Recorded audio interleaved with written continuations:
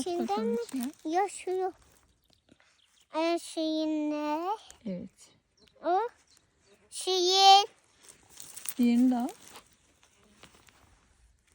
Bunu da Onu almasaydın. Bebek de o. kafasını kopardı.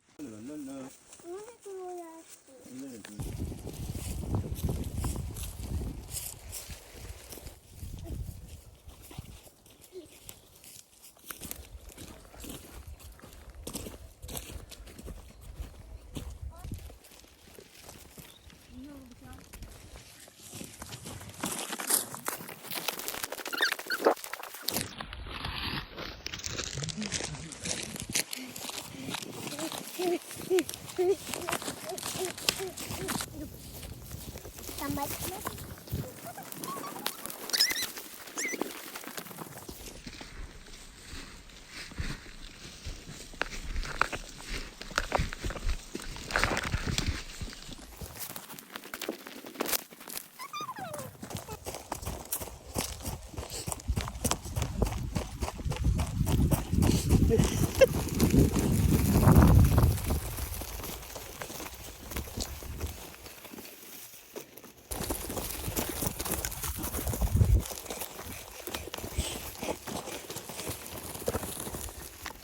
Hadi gel.